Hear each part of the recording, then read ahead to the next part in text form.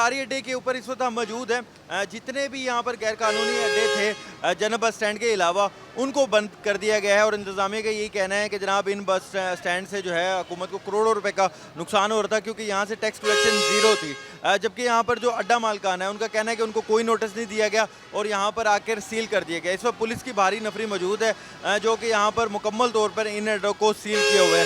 हमारे साथ यहाँ पर अड्डा मालिक मौजूद है, उनसे बात करेंगे। अच्छा जी, आपको कोई नोटिस दिया गया, कोई आपको पहले बताया गया और अभी क्या कहती है इंतजाम?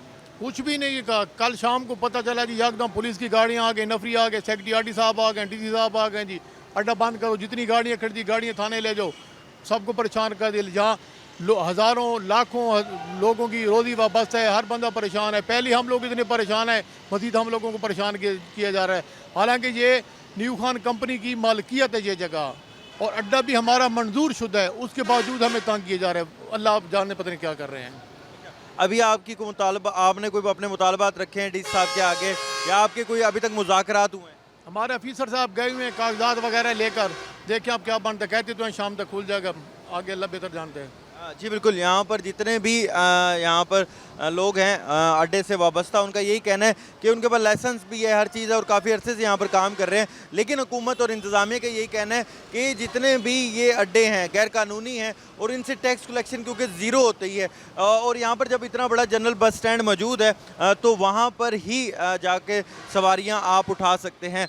इन अड्डों से सवारी बिठाना या उठाना जो है वो नाजायज़ करार दे दिया गया। सिविल डिफेंस के नौजवान यहाँ पर मौजूद हैं, पुलिस की भारी नफरी यहाँ पर मौजूद है और इन अड्डों के जो है वो ऊपर नज़र रखी जा रही है कि कोई भी यहाँ पर जो है अपनी ट्रांसपोर्ट लेके आके और इन अड्डों पे जो है वो सवारी को ना उठाए। इनको यही कहा जा रहा है कि आप जनरल बस स्टैंड में जाएं, जो कानूनी तरीका है, क्योंकि वहाँ पर जब जाएंगे तो टैक्स कलेक्शन होगी, वहाँ पर जो हुकूमत है, जो इंतज़ामिया है, उनको भी टैक्स वसूली होगी। पहले हमने देखा कि लोग इन्हीं अड्डों के ऊपर आते थे क्योंकि थोड़ा सा जल्दी यहाँ पर जो है वो सवारी मिल जाया करती थी और उनका यही कहना होता था कि जनाब जो जनरल स्टैंड है वहाँ जाते हुए जो है उनको एक तो टाइम लगता है, वहाँ पर जो बस है वो भरने में टाइम लगता है, तो मुसाफिरों की अपनी यहाँ पर मामलात है। लेकिन यहाँ पर जो इंतज़ामिया है उनका यही कहना है कि ये अड्डे बंद रहेंगे और यहाँ पर ट्रांसपोर्टर्स हैं और अड्डा मालकान है, उनका यही मुतालबा है कि उनको यहाँ पर नोटिस जारी किया जाता है, क्योंकि काफ़ी ज़्यादा लोगों का रोज़गार वाबस्ता है, तो वो यहाँ पर उनका जो रोज़गार है वो भी बेरोज़गारी में